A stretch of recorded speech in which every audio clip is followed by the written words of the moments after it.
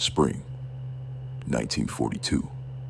While American soldiers fought across two oceans, while cities rationed sugar and gasoline, while the world tore itself apart in a war that consumed everything, something else was happening.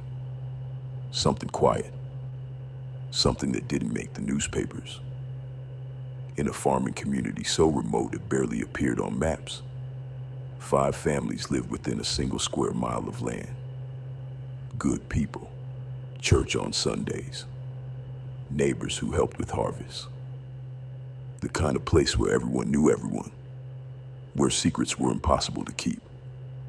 Except one. Between March and November of that year, 4 women gave birth on that land. 4 healthy pregnancies. 4 babies that kicked and moved and grew exactly as they should. The doctor saw nothing wrong. The mothers felt nothing unusual. Every examination, every measurement, every heartbeat, normal. But when those children came into the world, when the midwives cut the cord and wiped away the blood and held them up to the light, they had no eyes. Not malformed eyes. Not damaged eyes. Not eyes that had failed to develop properly. No eyes at all. Just smooth skin, where eyes should have been, as if nature had simply forgotten. 1 child you might call tragedy. 2, a terrible coincidence. 3, and doctors start asking questions. But 4 children born to unrelated families, all within months of each other, all on this same stretch of land. That's not coincidence. That's a pattern. And patterns have causes. The government knew this. The military knew this. The doctors who examined those children knew this. Which is why, by December of 1942, every family had been removed from that farm. Medical records disappeared. Birth certificates were sealed. The local newspaper stopped mentioning it, and a fence went up around the property that stayed there for 30 years. No explanation was ever given. No official investigation was ever announced. The families were paid small sums of money, enough to relocate, enough to stay quiet, and for decades they did. But silence doesn't erase the truth. It just buries it. And sometimes, if you dig deep enough, if you follow the paper trail through government archives and faded hospital records, if you listen to the people who were there, who remember, who carried this weight their entire lives, you find out what really happened. This is the story of that farm. This is the story of what was done there. And this is the story of the children who paid the price for something they never understood. A price that began long before they were born. To understand what happened on that farm, you have to understand the world it existed in. 1942 was a year of fear. Pearl Harbor had been attacked 4 months earlier. Young men were shipping out to Europe and the Pacific by the thousands. Every week brought news of casualties, of ships sunk, of battles lost, and won. The country had transformed overnight into a war machine. Factories that once made cars now made tanks. Women who had never worked. Outside the home were building airplanes. Entire cities dedicated themselves to producing ammunition, ships, aircraft parts, chemicals. Chemicals. The war required them in quantities never before imagined. Explosives, propellants, incendiaries, pesticides to protect food supplies, medicines to treat wounded soldiers, experimental compounds for weapons that hadn't been invented yet. And all of it had to be made somewhere, often in rural areas, away from population centers, where accidents wouldn't be noticed, where contamination could be contained, where people were accustomed to hardship and didn't ask too many questions about government work. The farm sat in one of these places, 3 hours from the nearest city, surrounded by agricultural land that stretched to the horizon. A tributary of the Cedar River ran through the property, feeding into the water table that supplied wells for miles around. Before the war, it had been unremarkable. Corn in the summer, wheat in the fall, livestock. The land was fertile. The yields were good. 3 families had owned parcels there since the 1920s.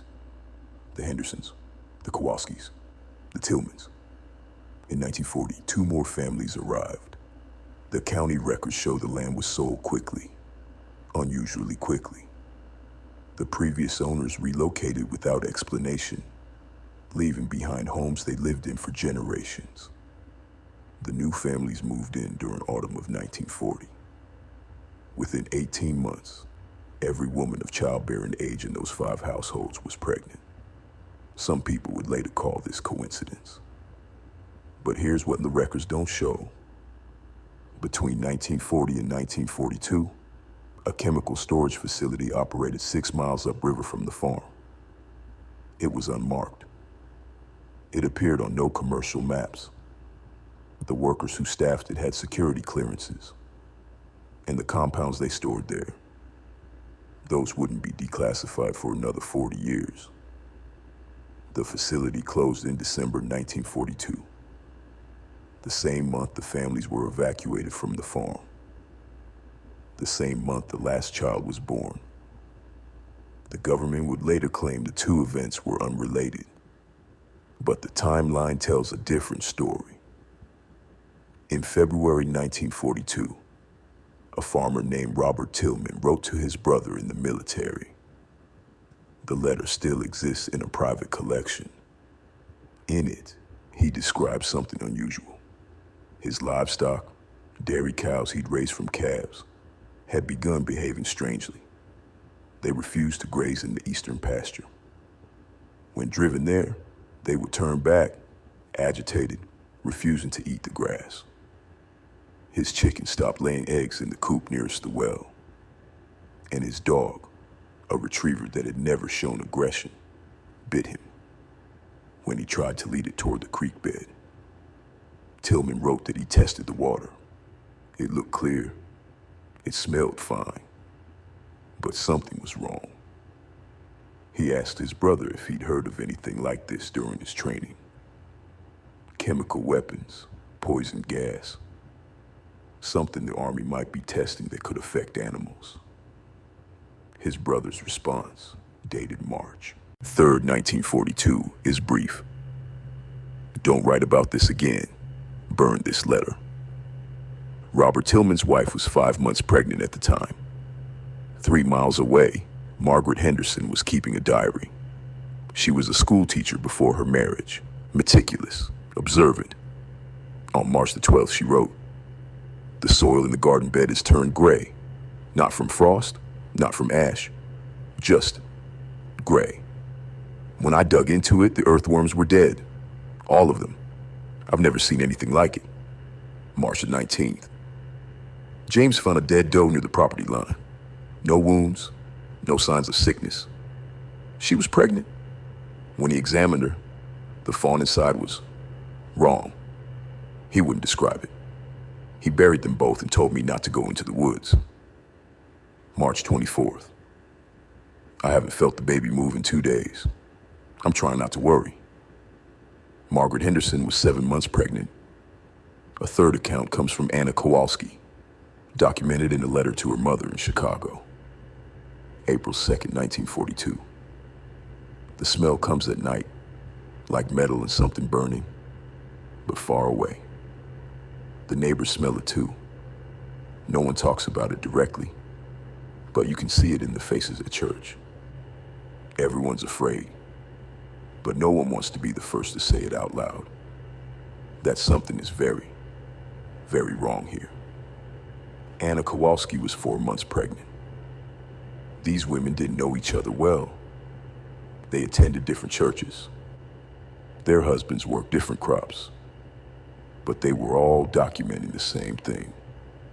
The land was changing, and no one was coming to help them. By April of 1942, 3 women on that farm carried children in their wombs, children who were running out of time. And on April 17th, 1942, the first one was born. Margaret Henderson went into labor 3 weeks early. It was a Thursday, before dawn. Her husband, James, woke to find her already dressed, sitting at the kitchen table with her hands folded over her stomach, waiting. She hadn't called for him. She hadn't cried out. She later told the midwife she'd known something was wrong the moment the contractions began. Not painful wrong, not dangerous wrong, just wrong. Like her body was trying to expel something foreign.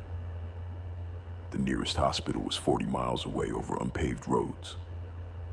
In 1942, most rural births happened at home, attended by midwives who delivered hundreds of babies and knew what to expect. Martha Crenshaw had been a midwife for 23 years. She arrived at the Henderson farm at 4:15 that morning. She would later say it was the only birth in her career where she felt afraid before she'd even examined the mother. The medical notes from that morning still exist, archived in a county records facility that almost no one knows contains them.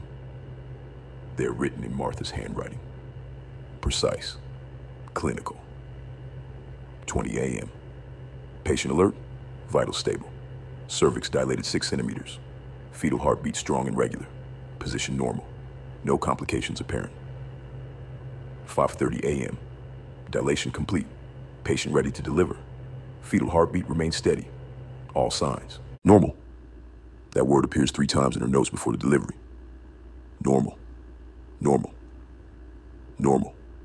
And then, at 6:47 a.m., the baby was born. A girl. 7 pounds, 4 ounces. She came out crying. Her lungs were perfect. Her heart was strong. Her fingers and toes all present. She had dark hair, thick for a newborn. When Martha cleaned her and checked her reflexes, everything responded exactly as it should. Except Martha's handwriting changes in the next entry. The letters are larger. The pen pressed harder into the paper. 5:02 a.m. Infant has no eyes. Not malformed, not damaged, absent. Skin is smooth and continuous across orbital sockets. No tear ducts, no eyelashes, no evidence of developmental tissue. We'll call doctor immediately. She underlined the last sentence twice. Margaret Henderson asked to hold her daughter. Martha hesitated. Not because the baby was dangerous. Not because there was any medical reason to keep them apart. She hesitated because she didn't know what a mother would do when she saw. But Margaret was already reaching for her. Martha placed the baby in her arms, and Margaret looked down at her daughter's face and went completely silent. Not a scream, not a sob, not a gasp. Just silence. James Henderson, who'd been pacing in the hallway, came into the room. He saw his wife holding the baby. He saw the baby's face, and he walked out of the house without saying a word. Martha Crenshaw would later testify that she found him an hour later, sitting in his truck at the end of the driveway, staring at the road. When she asked if he was all right, he said, "I need to know what did this. Not why did this happen? Not how could this happen? What did this?" As if he already knew it wasn't natural. As if he already suspected. By 8:00 a.m., Dr. Raymond Fisher had been called from the county hospital. He arrived at 10:30. He examined the infant for 2 hours. His report, filed with the state medical board on April 20th, 3 days later, is 11 pages long. Most of it is technical. Measurements, observations, developmental assessments. But on page 7, he breaks from clinical language. He writes, "In 26 years of medical practice, I have seen congenital abnormalities of every variety. Cleft palates, spina bifida, limb malformations, cardiac defects, chromosomal disorders. I have never seen anything like this. This is not a failure of development. Development implies a process that began and went wrong. This child's ocular structures did not fail to form. They were never initiated. There is no scar tissue, no atrophied remnants, no evidence that eyes were ever meant to exist in this child's skull. It is as if the genetic instruction to create eyes was simply absent. This is not possible through any known mechanism of human embryology. This should not exist. He recommended immediate transfer to a university hospital. He recommended genetic analysis, though the field barely existed in 1942. He recommended a full investigation of environmental factors. And then he wrote something that was later redacted from the official record. But a copy exists, kept by his daughter after his death. At the bottom of page 11, in handwriting that's barely legible, as if added hastily, the mother reports drinking well water throughout pregnancy. The water source should be tested immediately. Other pregnant women in the area must be warned. That warning was never issued. Dr. Fisher called the state health department from the Henderson home. He was told someone would investigate. No one came. He called again 3 days later. He was told the matter was being handled by federal authorities. He asked which federal authorities. The line went dead. When he tried to call back, he was informed the number had been disconnected. Dr. Raymond Fisher kept his own records of the Henderson birth. He documented every attempt to get answers.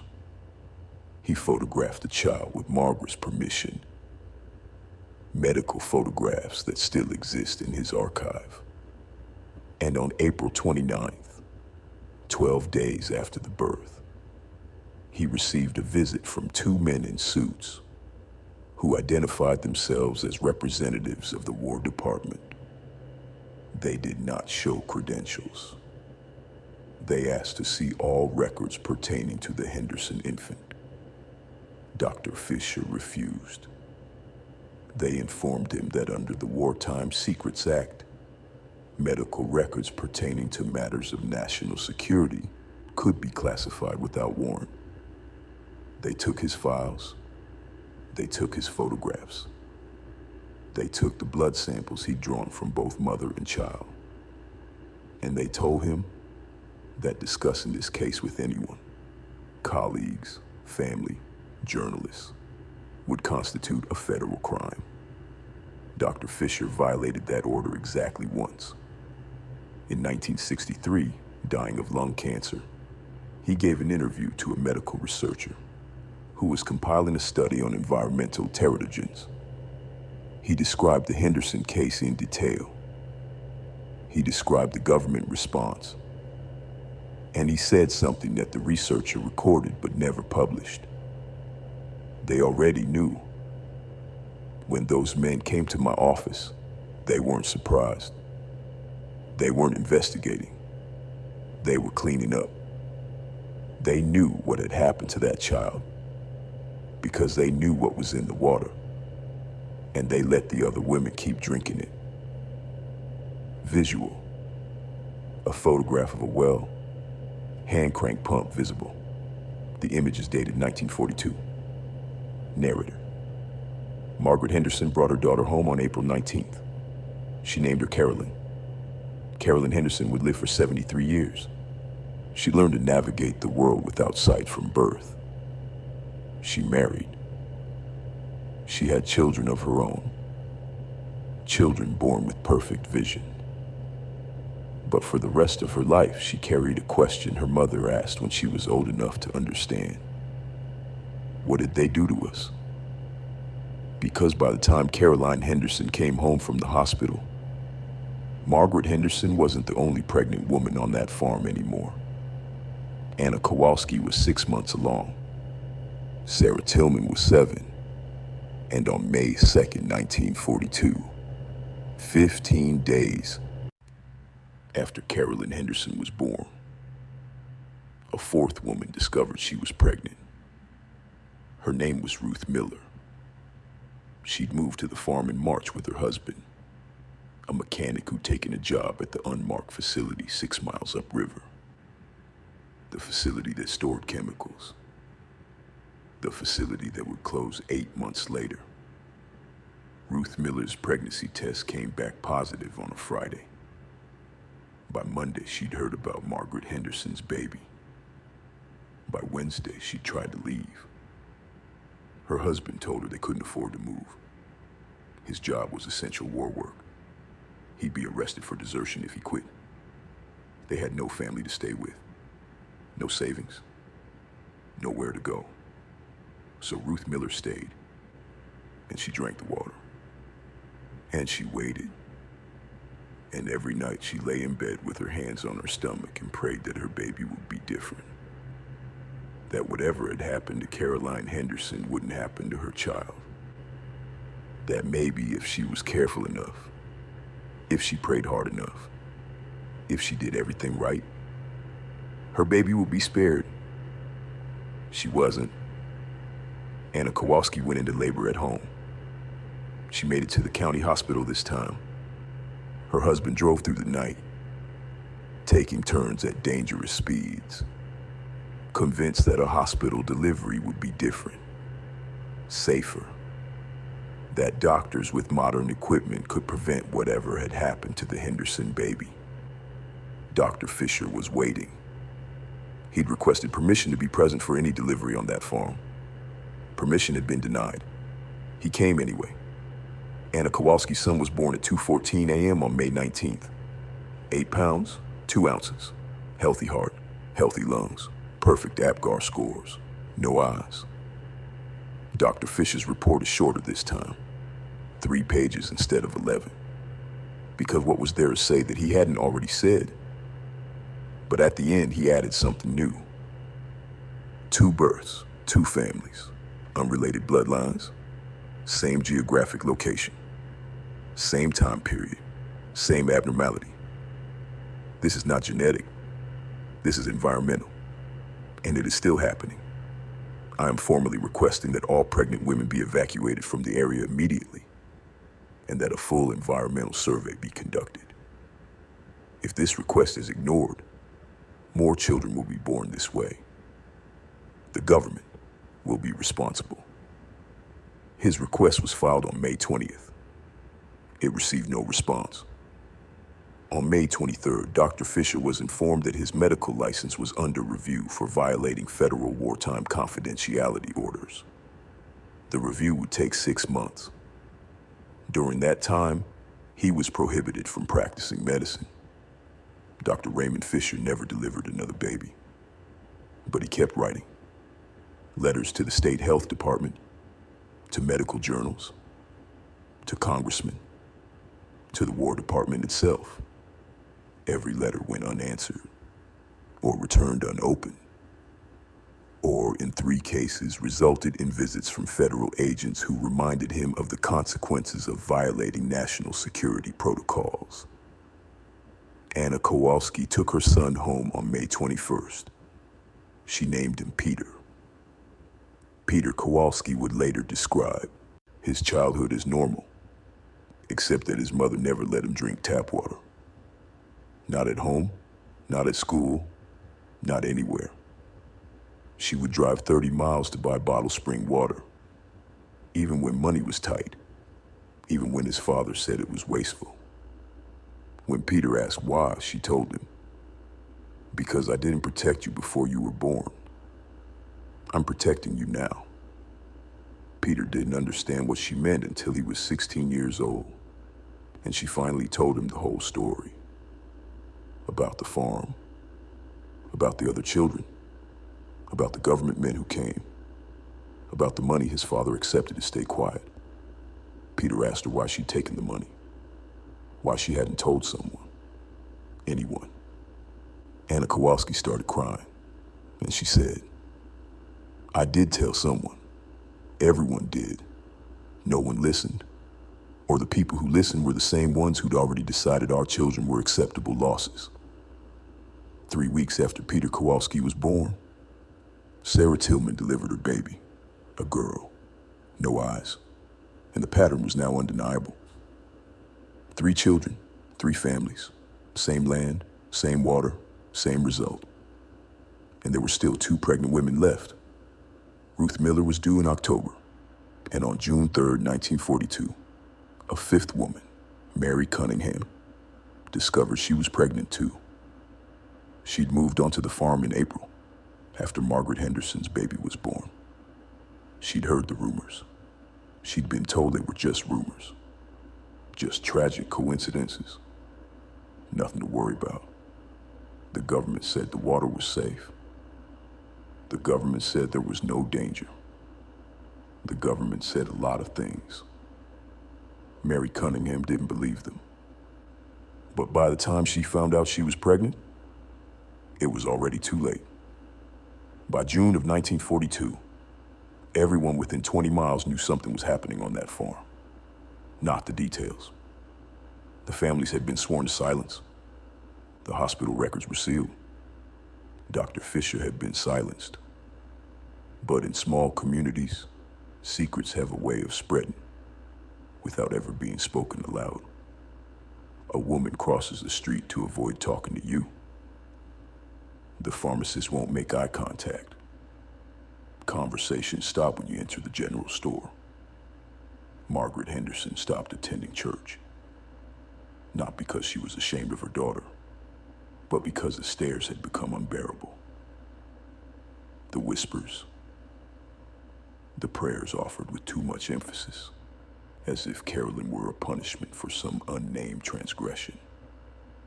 Anna Kowalski kept going to church, but she sat in the back pew now, arriving late and leaving early. Sarah Tillman moved away entirely. Her husband found work 2 counties over. They left in the middle of the night without telling anyone they were going. But Ruth Miller and Mary Cunningham were still there. Still pregnant. Still drinking the water. Because there was no other source. Still waiting. On June 14th, a town meeting would call. Not officially. There's no record of it in the county minutes. No newspaper announcement. But 43 people showed up at the Methodist Church on a Wednesday night to discuss what everyone had been avoiding. A farmer named Douglas Brennan stood up first. His daughter was 18, engaged to be married, planning to start a family. He asked if the land was safe, if the water was safe, if his grandchildren would be born like the Henderson baby, the Kowalski baby, the Tillman baby. No one answered him, because no one knew, or the people who knew weren't there. A woman named Judith Chin, whose husband worked at the county health department, stood up next. She said her husband had been told not to discuss the situation, that the matter was being handled by federal authorities. That testing was being conducted, but the results were classified. Someone asked, "Classified? Why would birth defects be classified?" Judith Chin said she didn't know, but her husband had been told that if he spoke about it publicly, he would lose his job and possibly face legal consequences. The meeting lasted 3 hours. By the end, no decisions had been made. No actions had been taken. Because what could they do? The government said the situation was under control. The government said there was no ongoing danger, and questioning the government in 1942, when sons and brothers were dying overseas, when the country was united in a war effort, that made you suspect. That made you unpatriotic. That made you a problem. So people went home, and they locked their doors, and they prayed it wouldn't happen to them, and they waited to see what would happen to Ruth Miller's baby. She was due in 4 months. On July 2nd, 1942, A formal request for environmental investigation was filed with the state health department.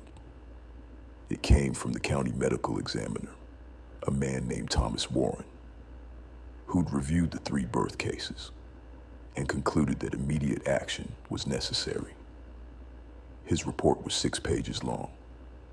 It detailed the timeline. It documented the geographic concentration. It noted the impossibility of genetic explanation. It demanded soil testing, water testing, air quality analysis, and interviews with all residents within a 5-mile radius of the affected properties. It requested emergency funding. It asked for specialists from the National Institutes of Health.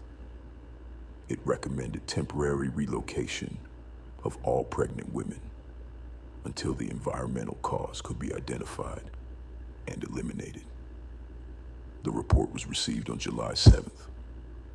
According to the department's internal log, it was marked urgent and forwarded to the director's office the same day. The director, a man named Harold Kemp, had held the position for 11 years. He had a reputation for thorough investigation and aggressive public health intervention. He'd shut down contaminated water supplies before. He'd evacuated communities threatened by industrial accidents. He'd taken on corporations and won. But on July 9th, 1942, Harold Kemp sent a single-page response to Thomas Warren's request. It said, "The matter is being addressed through appropriate channels. No further county action is required at this time. No explanation. No timeline. No description of what appropriate channels meant." Thomas Warren called the state office 14 times over the next month. His calls were not returned. He filed a second request on August 4th, this one more urgent, noting that 2 additional pregnant women remained in the affected area and were entering their 3rd trimesters. This request was never acknowledged. On August 12th, Thomas Warren received a visit at his home. 2 men in dark suits. They didn't identify which agency they represented. They asked if Thomas Warren was aware that certain medical situations were now classified under wartime security protocols. They asked if he understood that unauthorized investigation of classified matters constituted a federal offense. They asked if he had shared his concerns with anyone outside official channels. Thomas Warren said he hadn't. He was lying. He'd contacted a journalist friend in Chicago, given him copies of everything, asked him to investigate. The journalist's name was Robert Marsh. Robert Marsh began making calls to the War Department, to the Office of Scientific Research and Development, to the Army Corps of Engineers. No one would speak to him on record. But off record, someone told him to stop asking questions. Someone told him there were things happening in rural America that civilians didn't need to know about. Someone told him that the war effort required sacrifices, and some of those sacrifices were being made by people who would never know they'd made them. Robert Marsh kept investigating. On August 30th, his editor killed the story. Said it was too speculative, too inflammatory, too dangerous to publish without concrete proof. Robert Marsh argued. His editor said the decision came from above, from ownership, from people who'd been contacted by federal authorities. The story was buried. Robert Marsh was reassigned to covering local politics. And Thomas Warren received a second visit on September 3rd. This time, the men in suits didn't ask questions. They informed him that his medical examiner position was being reorganized due to wartime staffing adjustments. He was being transferred to a different county. The transfer was non-negotiable, effective immediately.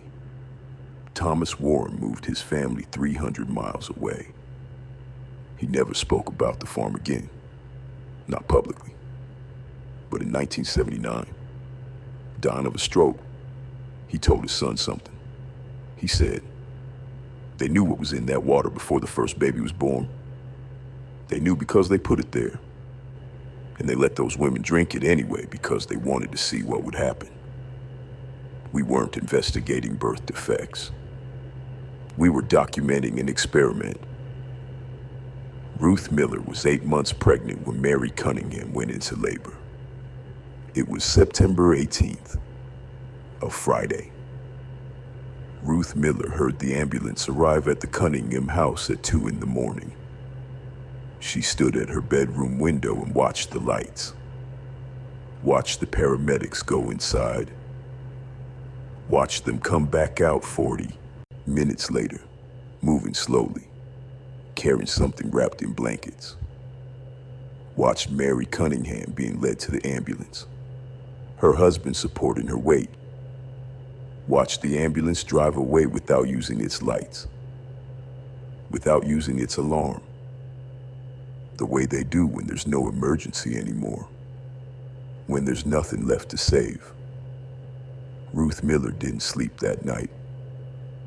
She sat in her kitchen with her hands on her stomach and felt her baby moving inside her and tried to convince herself that it would be different this time, that 4 births didn't mean 5, that patterns could break, that prayers could be answered.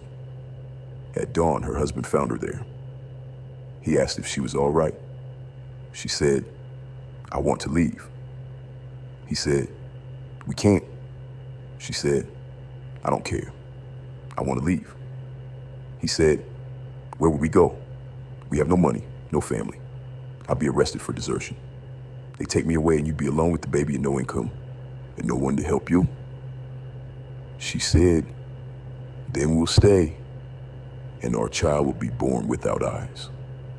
And we'll spend the rest of our lives knowing we could have done something. And we didn't." Her husband looked at her, and he said something that Ruth Miller would repeat to her daughter 40 years later. He said, "They won't let us leave. I tried to quit last month. They told me the work I'm doing is essential to the war effort. They told me leaving would be treated as a criminal act. They told me there were people watching to make sure no one talks about what's happening here. We're not staying because we can't afford to leave. We're staying because we're not allowed to leave." Ruth Miller asked what he meant. Her husband told her about the facility, the one 6 miles upriver where he worked. He told her it wasn't a storage facility. It was a testing facility. They were developing chemical weapons, compounds that would be used against enemy soldiers. Compounds that needed to be studied under controlled conditions before they could be deployed. He told her that sometimes barrels leaked, that runoff went into the river, that the river fed into the groundwater, that the groundwater fed the wells. He told her that supervisors at the facility knew about the births, that they'd been documenting them, that they'd been taking samples of the water and comparing contamination levels to birth outcomes. He told her that he'd overheard a conversation between 2 scientists who said this was valuable data, that they'd never get approval to conduct this kind of study under normal circumstances, that the war had created an opportunity. Ruth Miller asked, "An opportunity for what?" Her husband said, "To see what happens to human babies when their mothers are exposed to chemical agents during pregnancy." Ruth Miller didn't speak for a long time. Then she said, "You've known this since I got pregnant?"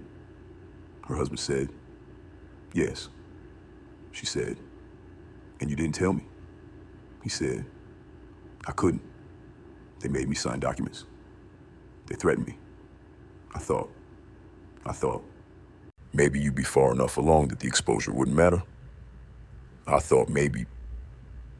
He didn't finish the sentence because they both knew There was no maybe. There was only what was already done. Ruth Miller went into labor 3 weeks later, October 9th, 1942. She refused to go to the hospital. She refused to let any doctor examine her. She delivered at home with only a neighbor woman to help her. A woman who promised not to tell anyone. A woman who promised to let Ruth see the baby first, before anyone else, so she could have a moment, just one moment, where she didn't have to share her grief with strangers, who would document it and photograph it and file it away as data. The baby was born at 11:23 p.m. A boy, 6 pounds, 9 ounces. He came out crying. Strong lungs, strong heart, 10 fingers, 10 toes, no eyes. Ruth Miller held him for 3 hours. She didn't speak. She didn't cry. She just held him and looked at his face and memorized every detail except the one that mattered most. At 2:30 in the morning, her husband called the county hospital. By dawn, federal agents were at their door. They took the baby for examination. They took blood samples from Ruth. They took her medical records. They took photographs. And then they gave her a check for $500 and told her the matter was classified, and speaking about it would be considered treason during wartime. Ruth Miller took the check. She never cashed it. She kept it in a drawer for 53 years. When she died in 1995, her daughter found it along with a letter Ruth had written, but never sent. The letter was addressed to the President of the United States. It said, "You let them do this to us. You let them poison our water and poison our children. And then you paid us to be quiet about it. But I want you to know something. Every single person responsible for what happened on that farm will eventually stand before God and account for it. And no amount of money, no claims of wartime necessity, no appeals to national security will matter then. You murdered children before they could even open their eyes. And you did it deliberately. And you will answer for it." 4 children born, 1 pregnancy remaining. Mary Cunningham was due in December, and by the time her baby arrived, the facility upriver had already begun shutting down. The experiment was over. The data had been collected, and the families were about to learn what happens when you're no longer useful. To understand what happened to those children, you have to go back further than 1942. You have to go back to 1936, before the war, before the families moved to the farm, before anyone knew that land would become a graveyard for children who never got the chance to see. In 1936, the property was owned by a man named William Kesterson, 3rd-generation farmer, respected in the community. His family had worked that land since 1889. The soil was rich. The crops were abundant. The water from the wells was cold and clean. William Kesterson had 3 children of his own, all born healthy, all raised on that farm. In the summer of 1936, William received a visit from 2 businessmen representing a company called Vanguard Chemical Industries. The company doesn't exist anymore. Its records were absorbed by a larger corporation in 1955, then absorbed again in 1978, then dissolved entirely in 1993. But in 1936, Vanguard Chemical Industries was a defense contractor, specializing in industrial solvents and experimental compounds. They were looking for land. Rural land. Land with access to water, but far from population centers. Land where operations could be conducted with minimal oversight. They offered William Kesterson $12,000 for a 5-year lease on the eastern 40 acres of his property. $12,000 in 1936 was more money than most farmers saw in a decade. The contract specified that Vanguard would use the land for agricultural chemical storage and testing. It specified that all operations would be conducted in compliance with state and federal regulations. It specified that William Kesterson would have no liability for any activities conducted on the leased property. That last clause should have been a warning. But $12,000 is hard to refuse when you're feeding a family during the Depression. William Kesterson signed the contract on August 3rd, 1936. By September, construction had begun. 3 warehouse structures, a concrete foundation with underground storage tanks, a drainage system that fed directly into a culvert leading to the creek that fed into the river that fed into the groundwater that fed the wells. William Kesterson asked what kind of chemicals would be stored there. He was told it was proprietary information. He asked if the chemicals were dangerous. He was told all chemicals were dangerous if mishandled, but proper protocols would be followed. He asked if his family was at risk. He was told there was no risk to anyone living more than half a mile from the storage facility. His house was exactly half a mile away. For 2 years, trucks came and went. Unmarked trucks, arriving at night, unloading barrels that were rolled into the warehouses and never seen again. William's oldest son, Thomas, was 16 in 1938. He tried to get close to the facility once. Just curious, just wanting to see what was behind the chain link fence they'd erected. He got within 50 yards before 2 guards stopped him. They weren't local men. They carried guns. They told him the area was restricted, and if he came back, his father would lose the lease payment. Thomas never went back. But he noticed something. In the spring of 1938, the grass nearest the facility started dying. Not from drought. They'd had plenty of rain. Not from disease. The grass further away was healthy. It just died. Turned brown, then gray, then disappeared entirely, leaving bare soil. William Kesterson mentioned it to the Vanguard site manager. The manager said it was probably herbicide runoff from a spill. Nothing to worry about. They'd clean it up. They didn't clean it up. By summer, the dead zone had spread. 20 feet from the fence line, then 50 feet, then 100. The soil in the dead zone turned a strange color. Dark gray with an oily sheen when it rained. William's cattle